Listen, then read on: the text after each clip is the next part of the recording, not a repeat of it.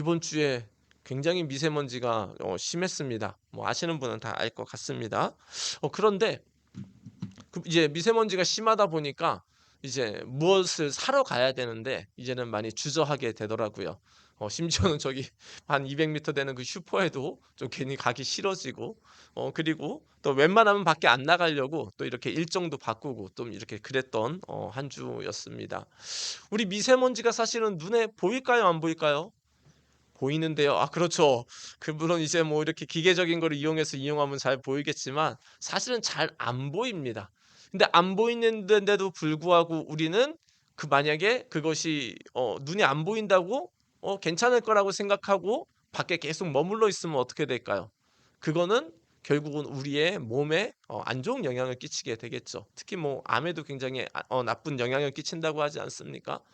맞습니다. 우리 인생을 보면은 꼭 눈에 보인다고 문제가 되는 것만이 아니고요. 눈에 안 보여도 문제가 되는 것들이 참 많습니다. 근데 성경에서도 분명히 얘기를 하고 있는 게 있으니 눈에 보이는 문제도 성경에서 얘기를 하고 있지만 성경은 분명히 무엇에 대해서 말씀합니까? 눈에 안 보이는 이 죄 문제에 대해서 우리에게 심각하게 우리에게 말씀을 하고 있습니다. 이 죄로 말미암아 우리 모든 사람에게는 어떤 영향이 있었을까요? 5장 12절 같이 한번 읽겠습니다. 시작. 그러므로 한 사람으로 말미암아 죄가 세상에 들어오고 죄로 말미암아 사망이 들어왔나니 이와 같이 모든 사람이 죄를 지었으므로 사망이 모든 사람에게 이르렀느니라. 아멘. 한 사람이라고 첫째 줄에 나온 건 이제 아마 아담과 하와 이제 그 사람으로 보입니다. 이제 첫 번째로 하나님이 이제 만들었던 아담 그리고 그 아내였던 이제 하와였는데 안타깝게도 하와가 먼저 그 이제 뱀의 유혹을 받아 마귀의 유혹을 받아 하나님이 먹지 말라고 한 선악과를 먹게 되죠. 그리고 그 선악과를 자기만 먹었으면 어쩌면 인류가 다 문제가 안 생길 수도 있는데 누구까지 이제 주게 되죠? 아담에게도 줘서 그 인류의 첫째 창조자 되는 그 아담이 결국은 이렇게 선악과를 같이 먹음으로 말미암아 누구에게 범죄를 하게 된 겁니까? 하나님께 대한 거역의 범죄를 하게 되는 것이죠. 하나님께 대한 불순종, 하나님께 대한 반역을 일으키게 된 게 바로 이 첫 한 사람이 말미암아 죄가 이 세상에 들어왔다라는 겁니다. 모든 인간에게는 어떤 문제가 또 생겼습니까? 우리 셋째 줄, 넷째 줄 보면 모든 사람이 죄를 지었으므로 사망이 누구에게만 이뤘다? 아담과 하와가 아니고 모든 사람에게 이르렀다라고 말씀을 하고 있습니다. 이제 아담과 하와가 처음에 죄를 지었죠. 첫 번째 창조물로서 인간으로서. 근데 아담과 하와의 그 죄로 끝난 게 아니고 아담과 하와의 죄로 말미암아 그의 후손들인 모든 사람들 그리고 우리 모두 그리고 앞으로 태어나는 모든 사람에게도 어떤 문제가 생겼습니까? 눈에는 안 보이지만 이 죄로 말미암은 그 사망이라는 문제가 우리 인간에게 다 우리에게 지금 이렇게 오게 됐다라는 것이죠. 그래서 성경은 분명히 뭐라고 말씀하냐? 이 눈에는 안 보이지만 이 죄 문제로 말미암아 인간에게는 죽음과 고통이 이르렀고 심지어는 지금 우리가 이제 예수님을 믿었고 또 예수님의 십자가의 보혈의 피를 의지해서 우리가 죄 용서를 받으며 살고 있지만 여전히 이 죄의 문제는 지금도 어떻다? 굉장히 심각하다라고 우리에게 말씀을 하고 있습니다. 그러니까 예수님을 믿어서 우리가 깨끗함을 받았을지라도 우리가 다시 죄를 범하면 어떻게 되는 거죠? 여전히 하나님과의 관계는 멀어지고 하나님의 축복은 멀어지는 그런 안타까운 일이 생긴다라는 것이죠. 그래서 오늘 우리가 함께 살펴본 말씀은 우리가 눈에는 안 보이지만 이 가장 심각한 문제 중에 하나인 이 죄 문제를 어떻게 할 것인가? 그리고 왜 이 죄 문제를 하나님께서 그렇게 싫어하시는가? 오늘은 좀 다양한 관점에서 한 세 가지의 관점에서 보면서 우리가 이제는 죄에 머물지 않고 죄를 이기는 우리가 되기를 예수님의 이름으로 축복합니다. 요한 그 공동체가 속한 그 교회에 누가 있었냐? 바로 이런 자들이 있었다라고 합니다. 제가 첫 번째를 읽어보면 자녀들아 아무도 너희를 미혹하지 못하게 하라. 그러니까 교회에 지금 요한이 말하는 겁니다. 아무도 교회 안에 너희를 미혹하지 못하게 하라라고 지금 얘기를 하고 있죠. 이 미혹하다라는 건 뭘까요? 바른 길을 가지 못하게, 예수님을 바르게 가지 못하도록 말씀을 왜곡하는 자들, 오늘날로 말하면 이단들을 얘기를 하는 거죠. 혹은 거짓 교사라고도 할 수 있고요. 근데 이 거짓 교사들이 요한일서 전체 말씀을 보다 보면 어떤 거짓말을 합니까? 야, 우리 예수님을 믿었으니 그리고 예수님이 우리를 위해 십자가에 다 죽어 주시며 우리 죄를 용서해 줬으니 우리 이제 죄 져도 괜찮다라고 얘기를 한 겁니다. 그러니까 이단들이 와서, 거짓 교사들이 와서 교회에 무슨 말을 퍼뜨리냐? 우리 육신은 더 썩어 없어질 거야. 그 별로 중요치 않아. 그러니까는 우리 육신은 그 적당히 그냥 죄 지어도 돼. 이런 식으로 거짓 교사들이 그렇게 얘기를 하기 시작했다라는 겁니다. 그래서 우리 영혼만 중요하니까 우리 예수 믿고 우리 영혼이 천국 가면 되니까 육신은 그냥 죄 지어도 돼. 막 이렇게 거짓말을 품게 했다라는 것이죠. 근데 그 거짓말을 듣고 교인들이 아니야. 우리가 배운 거하고는 달라. 우리 요한 사도가 얘기한 건 달라. 라고 거부한 게 아니고 어떻게 일어섰습니까? 굉장히 큰 문제가 일어난 겁니다. 그래? 정말 그래? 그래, 그럼 우리 죄 지어도 되는 거야? 라고 하면서 심지어는 이제 성적인 죄들도 굉장히 자유롭게 짓게 되는 그런 뭔가 문제가 크게 되고 있었다라는 것이죠. 근데 이거를 요한 사도가 보니까 어떻습니까? 이제 황당한 거죠. 말도 안 되고. 게다가 지금 무엇이 흔들리는 겁니까? 그들의 구원 자체가 흔들릴 수 있는 아주 무서운 일이기 때문에 요한이 지금 그 공동체의 잘못된 점을 지금 고쳐주려고 지금 말씀을 전하고 있는 게 이 요한 1서의 그 서신의 전체적인 내용인데요. 특히 3장에서는 뭘 말씀하고 있습니까? 너희가 죄를 지어도 된다고 하는 그 이단에 빠졌는데 그게 아니다라는 것이면서 그 이유에 대해서 이렇게 말씀을 하고 있습니다. 우리 1절 우리 같이 한번 읽습니다. 시작. 보라, 아버지께서 어떠한 사랑을 우리에게 베푸사 하나님의 자녀라 일컬음을 받게 하셨는가. 우리가 그러하도다. 그러므로 세상이 우리를 알지 못함은 그를 알지 못함이라. 아멘. 요한이 이렇게 시작하네요. 보라라고 하면서 집중을 시키는입니다. 봐, 집중해.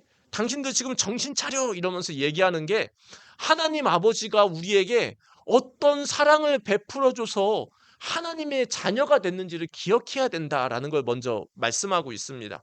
우리가 하나님을 안 믿었으면 혹은 예수님을 안 믿었으면 하나님의 자녀가 아니겠죠. 그런데 지금 요한은 먼저 얘기하기를 죄를 짓지 말라, 그걸 이전에 무엇을 기억하라라는 거죠? 우리가 어떻게 하나님의 자녀가 됐는지를 기억하라라고 우리에게 먼저 말씀하고 있다라는 겁니다. 우리가 하나님의 자녀가 어떻게 됐을까요? 우리는 예수 믿어서 하나님의 자녀 됐어요. 맞죠? 그런데 하나님의 입장에서 보면은 우리가 어떻게 해서 구원을 받은 거죠? 하나님의 무엇이 있었죠? 사랑과 희생이 있었죠. 하나님께서 피조물인 우리가 반역을 했는데도 뭐예요? 다시 걷어주기로 하나님께서 마음을 먹었습니다. 우리 살다 보면 그런 사람 있잖아요. 나를 배신한 사람, 나하고 막 이렇게 정말 날 속인 사람, 그런 분 생각하면 어떠세요? 막 다시 받아주고 싶으세요? 되게 착하시네요. 근데 저는 그런 마음보다는 진짜 꼴도 보기 싫어서 다시는 보고 싶지 않은 마음이 일어나는 게 저의 본성의 그런 마음 같습니다. 근데 하나님은 어땠습니까? 물론 하나님도 꼴 보기 싫었습니다, 우리가. 그렇지만 하나님의 뭘로 말미암아 우리를 감싸 주셨죠? 하나님의 사랑으로 말미암아 너희가 그렇게 나를 배신하고 거역하고 떠났지만 그래도 내가 너희를 다시 받아주기로 내가 작정하리라라고 하나님이 결심했다라는 것이죠. 행동 이전에 항상 우리가 뭐가 더 중요합니까? 마음이 중요한데 하나님이 우리가 하나님을 배반했는데도 불구하고 다시 우리를 구원하기로 하나님이 마음을 먹어주셨다라는 겁니다. 근데 마음만 먹으셨을까요? 그렇지 않으시죠. 이제 구약 때는 이제 하나님이 내가 너희를 위해 구원자를 보낼 것이다 다다다 얘기하면서 계속 이제 누차 오실 메시아를 대해서 얘기를 했고요. 그리고 신약 성경에 와서 말 그대로 지금 약 2000년 전에 이제 드디어 누가 오셨습니까? 구약에서 그렇게 하나님이 예언했던 구원자를 보내실 것이다라는 그 분이 실제로 이 땅에 오셨죠. 근데 사실은 그 오신 분이 누구십니까? 인간의 몸으로 오신 하나님이시죠. 하나님이 우리를 구원하려고 인간의 몸을 입고 직접 이 땅에 오셨다라는 겁니다. 우리가 좀 만약에 지금 터키를 간다. 지금 지진이 일어난 현장 아닙니까? 쉽겠습니까? 굉장히 어려운 일 아닙니까? 그러니까는 뭐 우리가 경제력이 많고 뭐 시간이 많더라도 거기를 가서 내가 도와준다라는 건 굉장히 귀한 마음입니다. 쉽지 않은 일이죠. 그런데 하나님께서 이 죄 많은 땅에 그 거룩하신 분이 우리를 구원하려고 시궁창 같은 이곳에 들어오셨다. 이 땅에 오셨다. 그건 사실 굉장한 일입니다. 그러니까 우리가 봉사하러 터키에 가는 그 수준이 아니라 정말 그 이 땅에서 정말 보잘것없고 정말 어떤 그 더럽고 그런 추한 어떤 곳에 우리가 마치 방문하는 것 그 이상으로 하나님이 이 땅에 우리를 구원하러 인간의 몸으로 오셨다는 것은 모든 자존심을 내려놓고 자신의 모든 지위를 내려놓고 우리 하나를 살리기 위해 이 땅에 오셨다라는 것이죠. 우리가 하나님의 자녀된 거 또 그것뿐만 아니겠습니까? 결국은 예수님이 어떻게 됐습니까?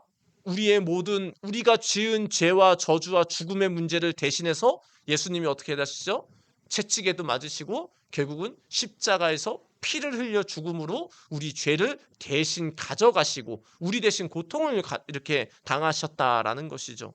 우리는 사실 좀 십자가를 생각할 때 요즘에 많이 뭐 귀걸이나 뭐 목걸이나 무엇인가 좀 이렇게 낭만적으로 생각하는데 십자가는 절대 그렇지 않다라는 걸 전에도 함께 살펴보았습니다. 십자가는 뭐였죠? 로마의 사형 틀이었습니다. 가장 비참하게 죽게 하는 게 바로 십자가형이었고요. 십자가형은 당연히 그 전에 뭘 했죠? 다 채찍에 때리고 거의 반 죽은 상태에서 십자가에 다는데 그냥 답니까? 어떻게 하죠?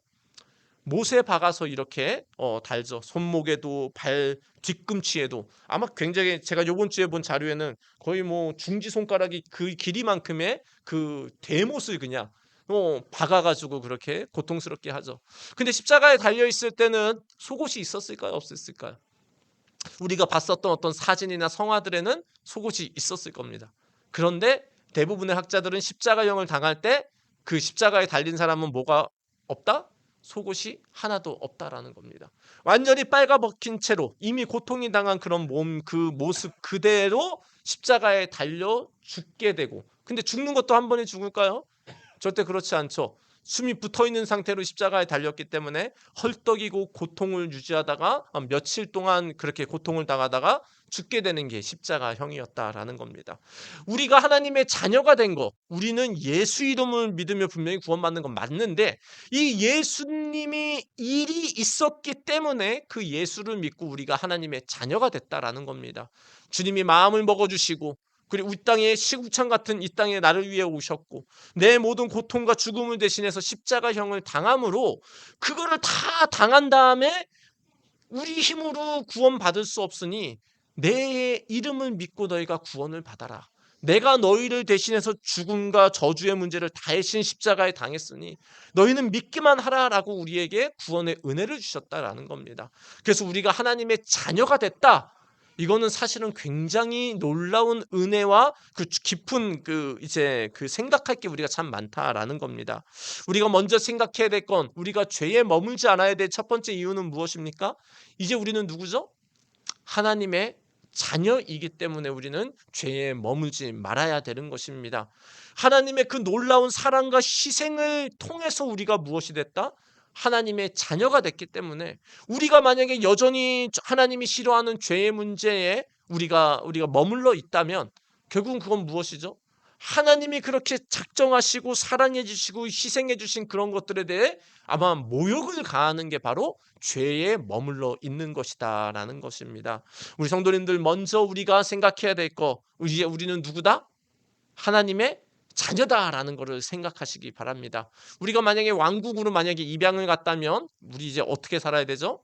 왕궁에 맞는 양식대로 우리가 살아야 되겠죠. 원래 행했던 그런 모습이 아니라요. 마찬가지로 이제 우리가 예수님을 믿고 하나님의 자녀가 됐다면 이제 하나님의 자녀로서의 왕의 아들과 딸의 모습으로서 우리가 죄를 멀리하며 살아가시는 우리 모두가 되시기를 예수님의 이름으로 축원드립니다.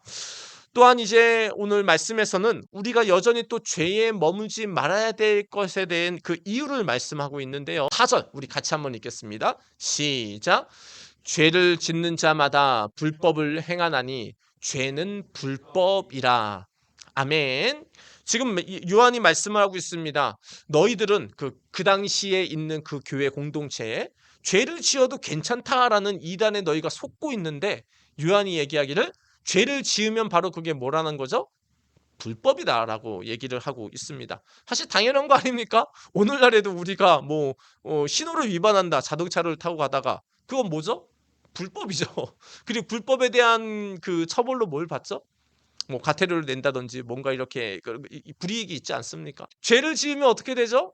그거는 그냥 해도 되고 안 해고가 아니고 사실은 뭐냐? 불법이다라는 것이고, 그거에 대한 처벌을 받게 되는 것이 바로 이제 법이다라는 것이죠. 근데 예수님이 이 땅에 오신 이유가 뭐냐? 5절에 이렇게 말씀하네요. 제가 읽어볼게요. 그가 우리 죄를 없애려고 나타나신 것을 너희가 아나니 그에게는 죄가 없느니라. 아멘. 자, 죄를 지으면 분명히 하나님 앞에 불법이고 그것에 대한 대가를 치르게 됩니다. 근데 예수님은 지금 이 땅에 뭘 하러 오신 거죠? 이 죄를 뭐 하려고? 없애려고 이 땅에 오셨다라는 것이죠. 이제 구체적으로 얘기하면 아까 말씀드렸던 우리 인류의 죄를 대신해서 그 죄값인 죽음을 예수님이 십자가에서 대신 당하고 죽음으로 그 죄를 용서하시고 없이 하신 건데, 예수님은 죄를 없이 하려고 하셨는데 나는 여전히 죄를 지려고 한다. 이거는 어떤 말일까요? 아까도 얘기했지만 이건 하나님을 2번 십자가에 못 박는 일일 수 있다라는 겁니다. 예수님이 십자가에 죽으신 이유가 내 죄를 용서하려고 죽으셨는데, 내가 여전히 예수를 믿는데도 죄에 머물러서 우리가 살아가려고 한다면 바로 그것은 예수님은 우리가 2번 십자가에 못 박는 아주 극악무도한 그런 이제 배신을 또 한 번 하게 되는 거다라는 것이죠. 그래서 우리가 두 번째로 생각해야 할 거는 예수님은 죄를 없애려 오신 분이기 때문에 우리는 그것에 대해서 바르게 반응을 해야 된다라는 것입니다. 내가 정말 예수님을 믿고 성령을 받아 하나님의 자녀가 됐다면 이제는 당연히 무엇이 있어야 되죠? 내가 그 사랑에 대해서 어떻게 보답할까가 나와야 되는 것이죠. 조금씩이라도 완벽하진 않지만.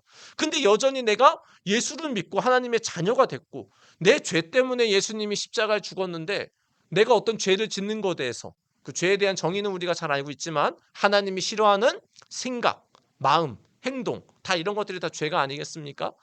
누가 미워하는 것도 죄가 될 거고, 우리가 어떤 음란한 마음을 품는 것도 죄가 될 거고, 보지 않아야 될 것을 보는 것, 우리가 시간을 잘못 쓰고 물질을 잘못 쓰고 하는 모든 것들이 다 죄에 포함될 수 있는데, 우리가 여전히 예수를 믿는데 죄를 지어도 된다라는 것은 정말 그거는 우리가 인간으로서도 할 수 없는 일이다라는 것이죠.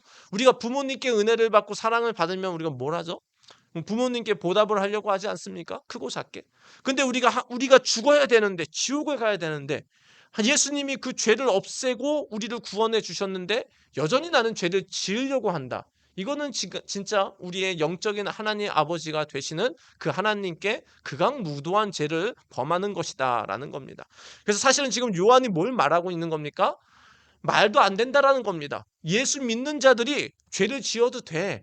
죄에 머물러도 돼. 이런 이단의 거짓말에 속고 있는 거는 말도 안 된다라는 걸 지금 요한이 계속 얘기를 하고 있는 거다라는 것이죠.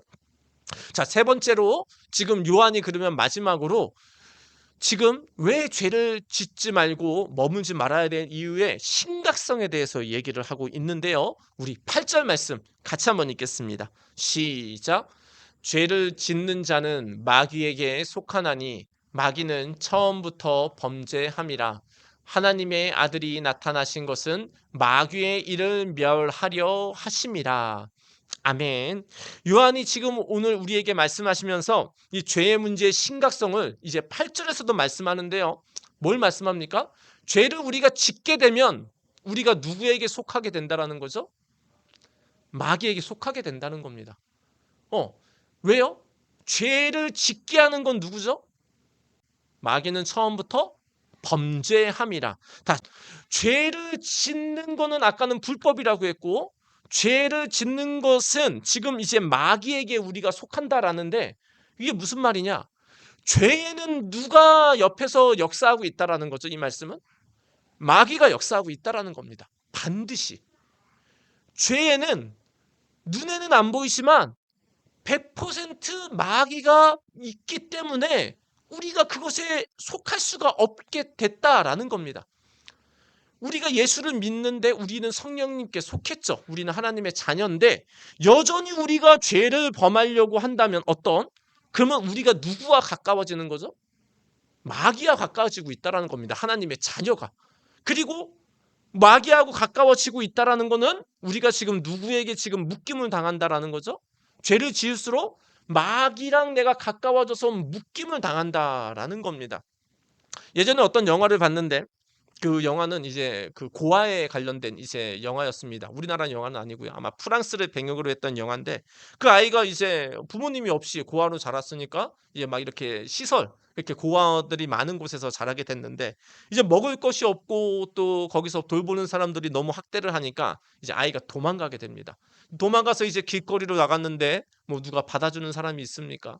없어가지고 전전긍긍하고 이렇게 살고 있는데 그 아이를 걷어준 사람이 있으니 바로 누굽니까? 소매치기 일당입니다. 소매치기 일당이 그 아이를 받아주는데 어떻게 합니까? 굉장히 잘 받아줍니다.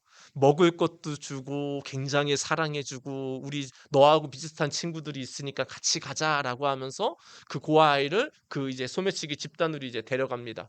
먹여주 줍니다. 키워주 줍니다. 그러면서 뭘 가리키죠? 소매치기 기술을 가리킵니다. 소매치기 기술을 가르쳐서 소매치기 전문가가 이제 그 아이는 됩니다.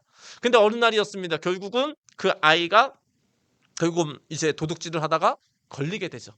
걸리게 돼서 크게 이제 문제가 생길 상황 가운데 걔 대신 누군가가 잡히게 됩니다. 그 도둑질을 하게 된 것에 대해서. 그러면서 그때부터 이 아이가 굉장히 이제 많은 생각을 하게 되는 거죠. 내가 이것을 계속 해야 되는 건가? 말아야 되는 건가? 근데 사실 돌아가니까 누가 있죠? 이제 또 소매치기 일당들이 또 가족입니다. 그러니까 이걸 또 안 할 수가 없는 거고. 그러면서 계속 매이는 그런 삶에 대해서 이렇게 보게 됐고요. 뭐 결국은 그 영화의 마지막은 어떤 부자가 그 아이를 입양을 하게 됩니다.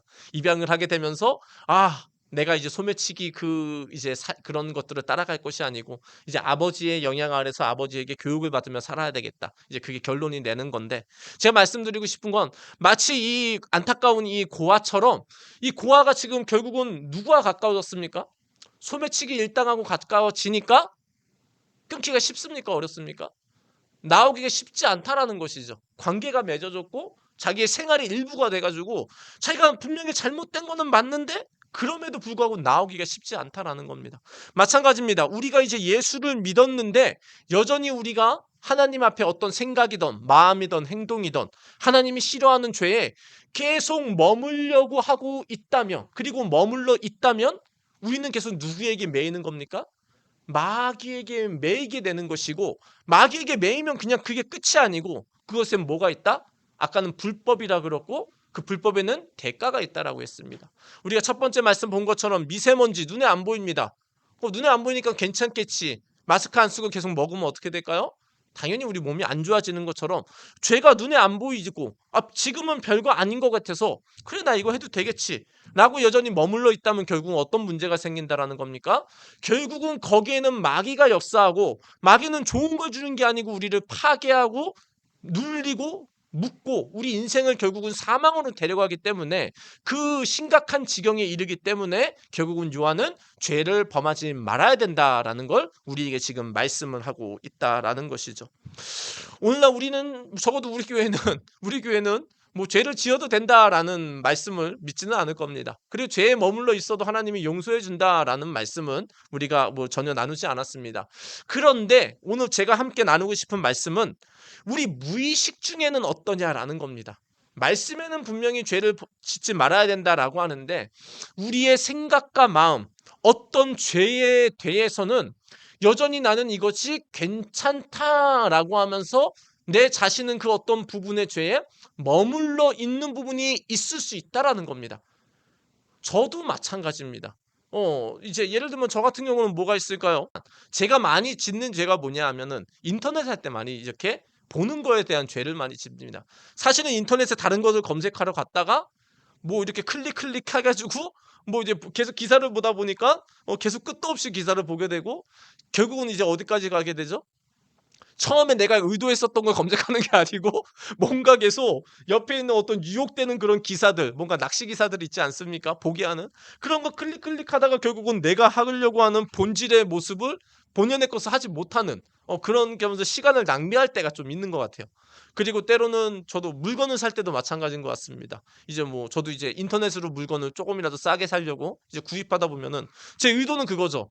좀 좋은 가격에 저렴하게 하려고 뭐 네이버든 뭐 쿠팡이든 등등해서 이제 최저가를 검색하고 사람들의 이제 상품평을 보고 막 이제 고르는데 또 거기에 뭐가 있죠? 다양한 문구들이 있는 거죠. 막 싸게 판다. 그럼 또 들어가서 클릭해 보고 좀 하다 보니까 내가 원래 사려고 했었던 거 다른 물건인데 결국 다른 물건을 더 사게 되기도 하고 뭐 시간 낭비를 하게 되기도 하고 그런 죄를 또 저 같은 경우는 시간을 좀 이렇게 효율적으로 못 쓸 때가 간혹 있는 것 같습니다. 근데 이것을 제가 계속 머물러 있는 것 하나님이 기뻐할까요? 기뻐하지 않을까요? 적어도 저한테는 기뻐하지 않습니다. 하나님이 저에게 요구하시는 건 그게 아닌 걸 저는 알고 있기 때문에 그렇게 시간을 쓰고 이렇게 하는 거를 주님이 나한테 원하지 않는다는 걸 알고 있기에 저한테는 그게 거기에 계속 머물러 있다면 그거는 하나님 앞에 좀 심각한 문제가 될 수 있다라는 거죠. 그래서 이제는 정신을 차리고 주여 또 내가 이렇게 속았습니다. 용서해 주세요. 하나님 내 생각과 마음을 붙잡아 주시고 정신 차리게 해 주세요. 또 기도하고 다시 이렇게 회개하고 나아갈 때가 있다라는 것이죠. 자, 때로는 그런데 우리의 모든 생각과 마음의 어떤 삶의 중심에 분명히 하나님 앞에는 이게 아닌데 우리는 행하는 것이 있을 수 있다라는 겁니다. 그러니까 우리는 죄를 생각하면 굉장히 심각한 게 아니고 어떻게 생각해야 되죠? 하나님이 원하지 않는 거 나한테. 하나님이 나한테 별로 싫어하는 거. 그게 바로 죄다라는 거죠. 그게 어떤 생각일 수도 있습니다. 이제 저도 많이 좀 고쳐지긴 했는데 예전에는 어떤 게 있었냐면 승부욕이 굉장히 심했어요. 승부욕이 심해가지고 운동을 하면 이제 다 이겨야 됐어요. 이길 때까지 합니다. 그래서 저는 막 운동을 이길 때까지 하니까 어떻게 되죠? 이제 옆에 있는 사람들이 다치게 되는 그럴 경우가 좀 있었던 것 같아요. 그러면서 나는 즐겁다고 하고 승부욕이라고 하는데 주변에 많이 이게 다치고 그렇게 또 예수님을 믿기 전에 그렇게 승부욕을 가지고 있으니까 입에도 뭐가 있었을까요? 좋은 말보다는 험한 말이 이렇게 많이 나왔었죠. 근데 예수를 믿고 난 다음에 이게 하나님이 찔림을 주니까 이상하게 이제 운동은 조금씩 멀리하게 됐죠. 운동 자체가 나쁜 건 아닙니다. 그런데 저는 운동을 하면 어떻게 해야 된다? 이겨야 되니까 이길 때까지 하니까 이게 문제인 거예요. 이 본성 자체가 우리의 생각과 마음에 하나님이 딱 봤을 때 이수기 너 그거는 좀 이제 적당히 하고 고쳐야 돼. 그런 것들이 있다라는 것이죠. 사실 운동하는 게 뭐가 잘못된 거예요. 뭐 내가 승부욕으로 적당한 승부욕으로 운동하는 게 뭐가 잘못된 거겠어요. 그런데 하나님이 나한테 제게 요구하시는 건 뭐죠?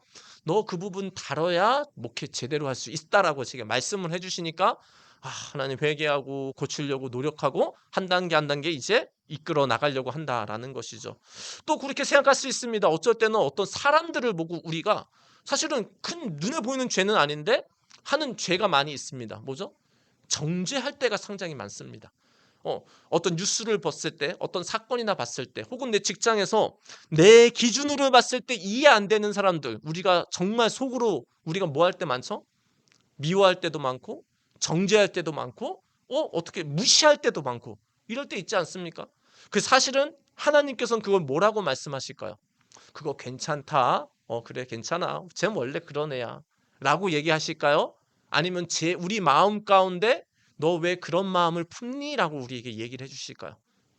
주님이 원하는 건 어떤 힘들고 어렵고 이상한 사람들을 정죄하는 게 아니고 그들을 위해 기도하는 걸 원하시겠죠. 불쌍히 여기는 걸요. 그래서 우리가 때로는 죄라고 하는 것에 대해서 우리가 내 기준으로 죄를 생각하다 보니까 어떻게냐? 이거는 이 정도 죄는 괜찮아. 요거는 문제 아니야. 라고 생각하며 나도 모르게 죄에 계속 머물러 있을 수 있다라는 겁니다. 근데 오늘 분명히 요한 1서 3장 8절은 뭐라고 말씀하죠? 죄에는 분명히 누가 있다? 마귀가 있다라는 겁니다. 그리고 마귀가 나한테 달라붙고 할수록 결국은 좋은 결과를 주는 것이 아니고 나에겐 심각한 결과를 주기 때문에 내가 어떤 하나님 앞에 싫어하는 것들, 마음들을 가지고 있다면 그거를 속히 어떻게 해야 된다? 죄에 머물러 있지 말고 그 죄를 이겨서 버려야 된다라는 것입니다. 우리 성도님들은 생각과 마음, 어떤 삶의 패턴 가운데 뭔가 좀 정형화된 거 없습니까? 이건 원래 이렇게 하는 거 아니야? 당연한 거 아니야? 근데 사실은 거기에 뭐가 있을 수 있냐? 죄에 대한 마음이 있을 수 있다라는 겁니다. 우리 뭐 꼬맹이들은 사실은 뭐 그런 아직 개념이 없으니까. 근데 이제 어떤 우리 꼬맹이를 보면 항상 생각과 마음에 뭐가 있죠? 포켓몬. 포켓몬. 사실은 이제 아이 때니까 그럴 수도 있지만 그게 컸다라고 생각해 보십시오. 이제 초등학교가 돼서 중학교가 되고 대학교가 됐는데 여전히 어떤 것들의 어떤 부분에 매여서 그것만 좋아한다. 그럼 사실은 심각한 그 문제일 수도 있다라는 겁니다. 사람들 앞엔 죄가 아니에요. 그런데 하나님 앞에서는 그것들이 다뤄야 될 죄가 될 수도 있다라는 것이고요. 그거를 내가 해결하지 않으면 결국은 죄에는 누가 역사한다? 마귀가 역사하기 때문에 나에게는 좋은 영향을 줄 수가 없고 당연히 하나님께는 영광이 될 수가 없다라는 것입니다. 모든 것들이 그렇지만 교회 안에서도 때로는 심각한 그 문제가 일어날 때가 있습니다. 어떤 교회, 대치동에 있는 어떤 교회에 보면은 그 교회에 이제 목사님이 은퇴를 하시고 후임 목사님이 오셨어요. 큰 교회인데. 근데 후임 목사님이 오셔가지고 이제 인수인계를 받다 보니까 뭐가 어떤 문제가 있죠? 돈 문제가 있는 겁니다. 돈 문제가 있는 거를 발견하게 돼서 이제 이렇게 막 다투게 되죠. 막 이렇게 바르게 해보려고 하는데 이미 뭐가 돼 있죠? 정형화된 잘못된 그런 돈 쓰는 흐름이 이미 잡혀 있고 이미 그런 것들을 해결할 수가 없는 상태입니다. 그러니까 끝없는 분쟁이 일어나게 되고 결국은 이제 반토막에 성도들이 다 거의 많이 나가게 되는 안타까운 모습을 볼 수 있게 된다라는 겁니다. 목사도 마찬가지고 교회도 마찬가지고 우리 모두가 마찬가지로 죄에 대해서 이거는 괜찮겠지 라고 하는 순간 어떻게 되는 겁니까? 사실은 우리는 죄에 계속 얽매이고 마귀에게 얽매이는 것이고요. 그게 나중에는 심각해져서 더 이상 걷잡을 수 없는 상태까지 가게 돼 있다라는 겁니다. 요즘에 사람들이 많이 하는 어떤 게임들, 사실은 게임들을 뭐 저도 옛날 때 좋아했지만 제가 봤을 때는 하나님 앞에 별로 선한 게 하나도 없습니다. 그런데도 요즘에 뭐라고 말하죠? 계획이 사업으로 얘기를 하죠. 굉장히 e스포츠라고 이렇게 얘기를 하고 굉장히 좋은 것처럼 많이 얘기를 하는데 또 스트레스도 풀린다고 하지만 제가 봤을 때는 그거는 죄라고 거의 할 수 있습니다. 적어도 그러면 게임 내용이 하나님께 영광이 된다든지 그걸 통해서 하나님의 영광이 드러난지 해야 된다는데 게임과 관련된 거 우리가 보면은 굉장히 재미도 있고 인기도 많지만 사실은 하나님하고는 별 관계없는 것들로 가득 찬 것을 볼 수가 있는 거죠. 물론 게임 관련된 사업자분들이 이 설교를 들으면 굉장히 싫어할 수 있겠지만 사실은 사실인 것이죠. 그래서 우리가 때로는 당연하게 생각하는 우리의 삶의 패턴, 그거 우리가 살펴봐야 된다라는 겁니다. 내가 당연하게 생각하는 것, 별로 죄라고 생각하지 않은 것들이 하나님의 눈으로 보면 심각한 문제이고 죄는 마귀가 100% 틈타기 때문에 결론적으로 우리는 그 죄를 빨리 내 안에서 발견해서 머물러 있는 것이 아니고 예수 이름을 부르며 그거를 끊어내야 된다라는 것입니다. 우리 성도님들의 오늘 말씀을 통해서 우리 자신을 하나님 앞에 좀 살펴보는 기도를 하시면 좋을 것 같습니다. 하나님 보시기에 내 생각과 마음과 삶 가운데 주님이 싫어하는 어떤 죄 문제가 있다면 하나님 깨닫게 해주세요. 그리고 하나님 그 문제를 이길 수 있도록 하나님 도와달라고 기도하시기를 바라겠습니다. 그러면 만약에 죄 문제가 발견됐어요. 그게 어떤 생각이든 마음이든 삶의 패턴이든 그럼 죄 문제를 우리는 어떻게 이길 수 있을까요? 성경이 이렇게 말씀합니다. 마태복음 12장 28절 함께 있습니다. 시작. 그러나 내가 하나님의 성령을 힘입어 귀신을 쫓아내는 것이면 하나님의 나라가 이미 너희에게 임하였느니라. 아멘. 예수님이 하신 말씀인데요. 예수님도 귀신 들린 사람들을 고쳐줄 때 뭐라고 말씀합니까? 성령을 힘입어 귀신을 쫓아냈다라고 합니다. 자, 아까 죄에는 뭐가 역사한다 그랬죠? 귀신이 역사한다 그랬죠. 그럼 죄를 조정하는 것들이 죄의 생각이든 마음이든 행동이든 주는 게 뒤에 눈으로 보면은 마귀가 계속 붙잡고 있는 건데 결국 죄를 이기려면 뭘 이겨야 되죠? 마귀를 쫓아내야 되는데 마귀는 우리가 때려서 이렇게 쫓아내는 게 아니고 성령을 힘입을 때 이 마귀는 나간다라는 것입니다. 그래서 우리가 예수 이름으로 우리가 이 하나님이 죄 문제를 끊어주세요. 성령님 도와주셔서 이 죄 문제를 끊어주세요. 라고 우리가 진지하게 기도하고 주님 앞에 나아가면은 죄 문제는 어떻게 된다? 배후에 마귀가 역사하는데 이 예수 이름 앞에 성령이 역사할 때 마귀는 꼼짝을 못하기 때문에 결국은 우리가 진짜로 이 죄하고 싸우려고 하면 결국은 언젠가는 이기게 된다라는 겁니다. 물론 심각할 때는 이게 뭐 이렇게 잘 안 될 수도 있어요. 술을 매일 막 3병씩 소주를 마시던 분이 갑자기 고쳐지는 게 쉽지는 않겠죠. 근데 기도하고 회개하고 하나님 도와주세요. 또 내가 술 마셨어요. 용서해 주세요. 성령님 도와주세요. 예수님 고쳐주세요. 하다 보면 그게 시간이 나아지면 더 괜찮아지고 줄어들 수밖에 없고 결국은 나중에는 이제는 안 먹는 데까지 갈 수 있다라는 겁니다. 중요한 건 뭐냐? 내가 그게 죄라고 생각하지 않고 싸우지 않으면 어떻게 된다? 그 문제는 해결되지 않아요. 근데 내가 이게 나한테 사탄이 공격하고는 죄의 문제구나. 이 생각이, 이 마음이, 내 이 행동이 마귀가 주는 생각이었구나. 이게 죄구나. 깨닫고 싸우려고 하면 이겨요. 예수 이름으로. 근데 내가 모르고 뭐 이 죄 괜찮겠지. 뭐 이 정도 이게 죄야? 이게 왜 문제야? 라고 하는 순간은 뭐예요? 그것 때가부터 사탄이 승리한 거예요. 그래. 계속 머물러 있어라. 오케이, 너 또 속았어. 거기 있어라. 근데 하나님은 또 안타까워하고 그리고 죄로 말미암아 결국은 뭐가 생깁니까? 하나님의 축복은 우리한테 올 수 있다 없다? 하나님의 축복은 올 수가 없죠. 내가 죄가 가득한데 거룩하신 하나님이 내게 올 수가 없죠. 그리고 거룩하신 하나님이 나에게 더 가까워지고 축복하려면 네 죄 문제를 빨리 해결할수록 그것이 내 축복이 또한 되는 거다라는 겁니다. 오늘 말씀을 들으면서 혹시 우리 성도님들에게 생각나는 어떤 그 머물러 있는 죄가 있으십니까? 생각으로 머물러 있는 죄, 습관으로 머물러 있는 죄. 특히 이제 사실은 요한일서 3장 이후에 보면 어떤 말씀이 나냐? 사람 관계가 많이 나옵니다. 사람을 미워하는 문제, 사람과의 어떤 관계에 있어서 사랑하지 못하는 문제. 사실 그게 굉장히 심각한 문제일 수도 있습니다. 내가 누군가를 미워한다? 눈에는 안 보이죠. 근데 사실은 굉장히 심각한 문제인 거죠. 근데 미움에 가득했단 말이죠.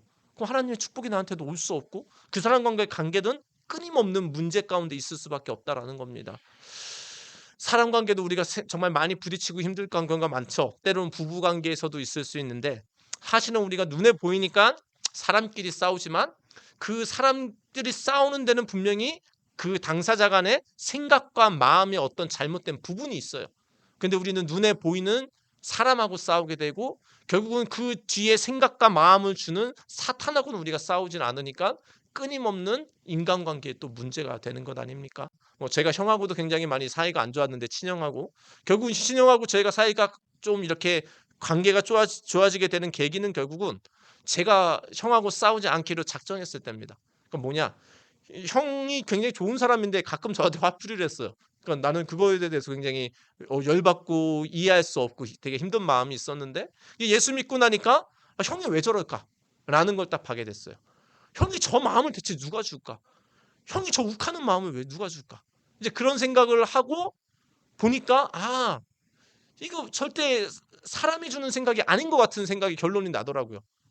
그래서 그때부터는 형이 이제 나한테 분풀이를 하려고 할 때 속으로 기도하기 시작했죠. 하나님 싸우지 않게 해주시고 예수 이름으로 우리의 생각과 마음에 악한 마음을 주는 마귀는 예수 이름으로 떠나가게 해주시고 기도하다 보니까 그때부터 사실은 관계가 큰 문제가 없어지고 뭐 계속 지금도 좋아지고 있고 많이 좋아지고 그런 상태인 것 같습니다.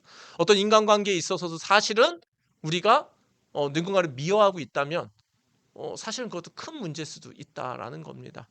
우리 성도님들 우리에게 어떤 죄, 생각, 마음이 있더라도 그거를 아무렇지도 않게 생각하시지 마시고 죄의 뒤에는 100% 마귀가 있음을 우리가 깨닫고 이제는 죄에 머물러 있지 마시고 예수 이름으로 그 죄를 떨쳐 버리시기를 예수 이름으로 축원합니다. 성령님 도와주세요 라고 하면서 그 죄를 하나님 떨쳐 버리시기를 바랍니다. 그래서 이제는 이제 하나님께서 우리가 하나님의 자녀요. 또 주님이 내 죄를 용서해 주신 것에 대한 은혜뿐만 아니라 이제는 우리의 삶이 그 죄 문제가 해결될수록 하나님의 축복이 우리의 삶 가운데 더욱 흘러 넘쳐서 축복의 통로로 사용되시는 우리 모든 인생 되시기를 예수님의 이름으로 축복합니다.